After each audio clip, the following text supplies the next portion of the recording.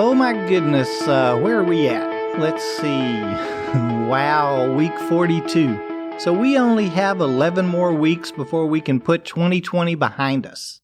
Remember, this year we have 53 weeks of all years, right? Anyway, so we want to start to wind down the year and use this fourth quarter to kind of gather our thoughts and get everything checked off our goal list for the year. It seems several of us are thinking about leadership roles and maybe taking that next step.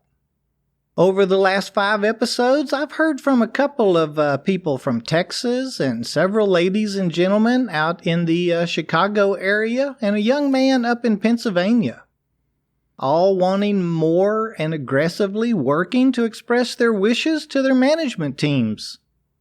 They all have asked about leadership.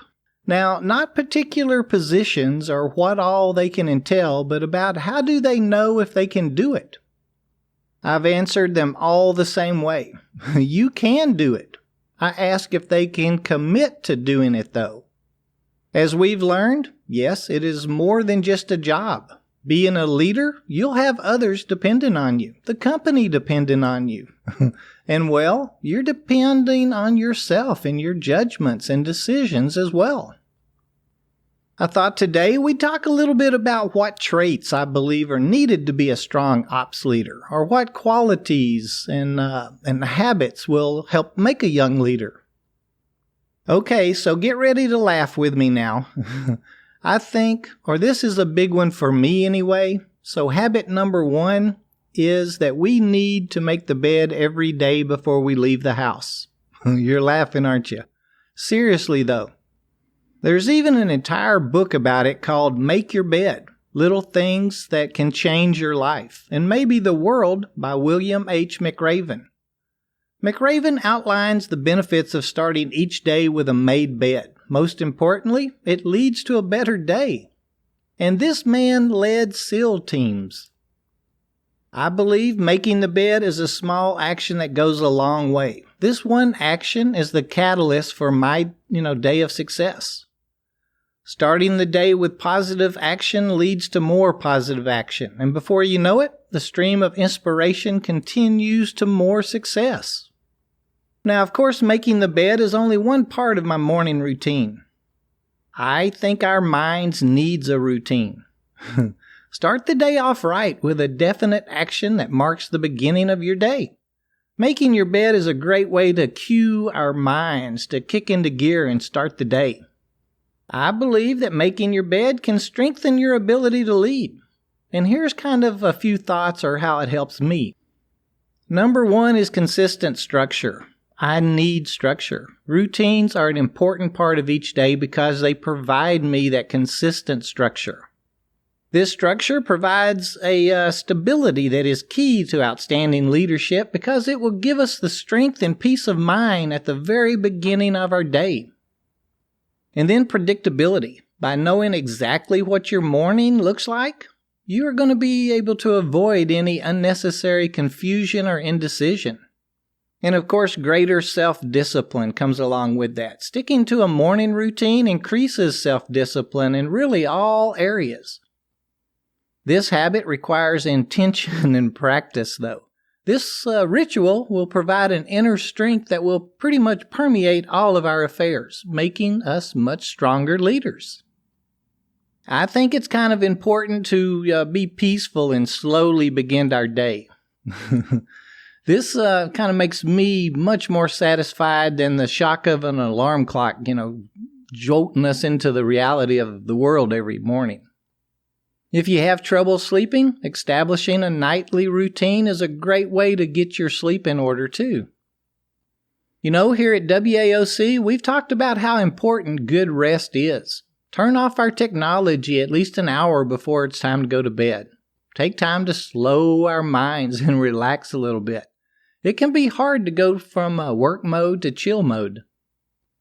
I find if you can always count on your mornings and your nights looking the same, you'll feel a much better sense of security throughout your whole day.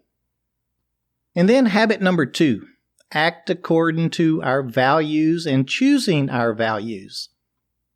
Values are core concepts that can be used pretty much as guideposts for living our lives.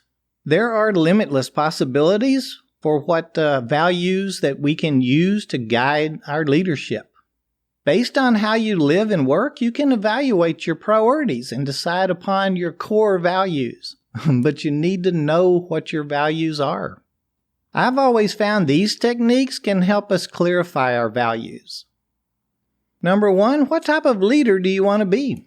An effective way to approach the prospect of choosing your values is by looking at what type of leader that we're really interested in being. How do you want to treat difficult situations? I always write down the things that are important to me. I go through this exercise pretty much every Sunday night. And we'll need to prioritize. It's important to choose a small selection of values rather than, dozens at a time. At first, you can choose any values that sound applicable to you. Once you have a good selection, narrow down those values based on how important they are to your mission. Sticking to just a few guiding principles makes things much simpler too. Your values represent what you really stand for. When you're acting according to your values, you're turning them into verbs and living, them out loud. For a quick example, if you value honesty, you may act accordingly to that value by remaining honest in all of your interactions with employees. If you value reliability, you may demonstrate that value by being consistently available to those who rely on you. Having a core set of values can be a sort of safety net in situations that may be uncomfortable or unclear to us. By looking at these values, you can make a decision based on the type of leader that you want to be. And then habit number 3, and this one can be hard for some people. Be creative. Creativity is a major factor in leadership. In fact, it frequently separates the good from the great. Outstanding leaders are going to be creative leaders. An ability to think quickly and to do so outside the box is a skill that can be harnessed by embracing creativity in all kinds of new ways. I think writing is important. Here's a few of the things that I do. As you all know, I'm big on journaling. I think it's really important. And there's many different wonderful benefits to keeping a journal. I know you're laughing at me again. I mentioned journaling about 12 times a year, but it will make us more money. And then make something or do something. I call this my time or me time. I put away 1 hour, and even 30 minutes can fit the bill if that's all the time that you can carve out for yourself. But do carve that 30 minutes out. We need it, and we deserve it. Being creative means believing in the impossible and dreaming the biggest dreams. By embracing new ways of thinking, your mind will awaken to new pathways of innovation, especially in the workplace. And then habit number 4, practice mindfulness. Mindfulness has become hugely popular, and really for a good reason. There's many different benefits to mindfulness that bring about noticeable change in our lives. The benefit of a regular and consistent mindfulness practice are kind of overwhelming. Especially in moments of stress, this emotion regulation tool brings about peace in the storm. Okay, you're laughing again. We're not going to talk much about mindfulness here today, but it is an important element regarding how we are set to handle our jobs and all those additional responsibilities. You're actually practicing some form of mindfulness, whether you've ever heard of it or not. We're people, and we just do it. As a leader, it's especially important to be able to stay calm and lead your team out of any crisis. Okay, and then this is a big one too, habit number 5. We have to trust others. Sometimes being a leader means taking a step back. While taking on a new challenge, it can be the best to give your team members the opportunity to embrace, new growth. A few strategies that I use to empower my teams are, to delegate. Instead of taking the lead as you usually do, let another hard worker take a stab at it. Delegating allows you to get work done through the efforts and collaborative efforts of the team. Your leadership will shine brightest through the accomplishments of others. Watch the magic that can happen when you give your team the power to adventure, to their own success. And then empower your team. Allowing others to take the reins is going to be pretty tough on us. If you already know how to do something well, it can be difficult to let someone who doesn't know how to do it, take that stab at it. However, this practice is important. By allowing others to take new leaps, they will feel more secure in pursuing the team's mission. And remember, we have to have someone ready to take our place. We can't move on until our slot can be filled and that, we're very comfortable that the individual will perform well at it. Finding creative ways to empower a team can be really hard, actually. The most important thing to do is acknowledge hard work. You don't need to provide positive praise every day or even every week, but it's important to voice appreciation for those who go above and beyond. And then one last thought would be give direction. Have no fear. Letting others take new risks doesn't mean that you have to stand by while mistakes are going to be made. These situations are great chances for you to provide guidance and mentorship, actually. You can always teach something new to those that you lead. As a leader, you have the opportunity to guide those who have never walked the path that you've already, accomplished or that you already have. Combining the wisdom of experience and the clarity of newness gives a fresh perspective on that big picture. And of course, you're also going to benefit by allowing yourself to be flexible and open-minded while learning from those that we lead. Think you can do all of that? It's hard to trust others, but we're asking them to trust us. We need to believe in our teams too. After all, we train them, right? And then habit number 6, be authentic. Your values can remind you to be that authentic person. If your values are based on the person you truly are, or the person that you're growing into, allowing them to guide you is a great way to remind yourself to stay authentic. When you stray from your values, as we all do from time to time, sometimes in operations it's minute to minute, you can check in with yourself to evaluate whether you're truly being the authentic person that you want to be. And remember to be self-compassionate when you find that you were actually worried more about looking good than you were about being authentic. Being authentic doesn't mean you need to share your deepest personal details with everyone that you meet. Every interaction you have may have a different tone.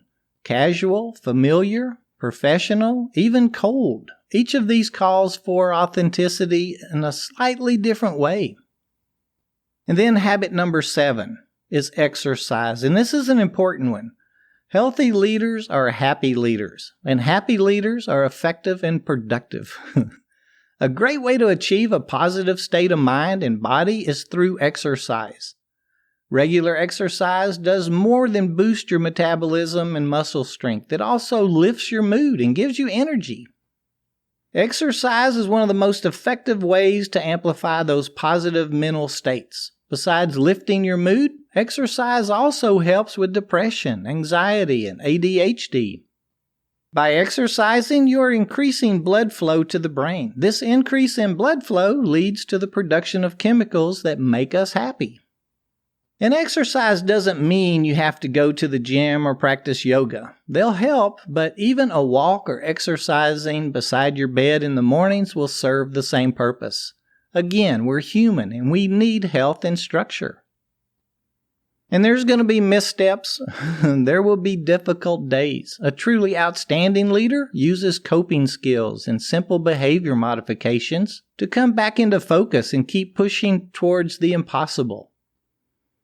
Being a leader is a big responsibility, and there is no one right way to do it. Start your day with a positive action and let that singular action ripple through the rest of the day. Having a routine will anchor your day in a way that feels whole. Remember, you cannot lead if you're trying to be something that you're not at the same time. That's just too distracting. It'll waste our time. And you've heard me say this on more than one occasion. Communicate clearly. You can help others understand and see what you see by practicing clear and concise communication. Whether you're asking for help or giving direction, communication can make or break a team. And then I want to touch on exercise again. Exercising will uplift our mood, clarify your thinking, bring you energy, and support some vigorous health accomplishments. It will also help you develop strength and discipline. Embrace your leadership. It can be a daunting task to embrace leadership. The right answer is not always clear, and many people are counting on you for direction. By implementing simple habits into your daily life, you can shine like the true leader that you are. In practicing these routines, you'll be better equipped to lead in new directions. You'll be able to explore new territory and take on those new opportunities that you're going to find out there. The best way to start is by starting. Start anywhere. Choose one thing and start with that. And then move forward, lead. Well, I could keep going on and on about leadership. It's one of my favorite topics. We're putting together a leadership course right now. Check out the website in a few weeks and you can download it for free. Until next week, keep growing, move forward, and lead, all the while keeping ourselves and your teams safe.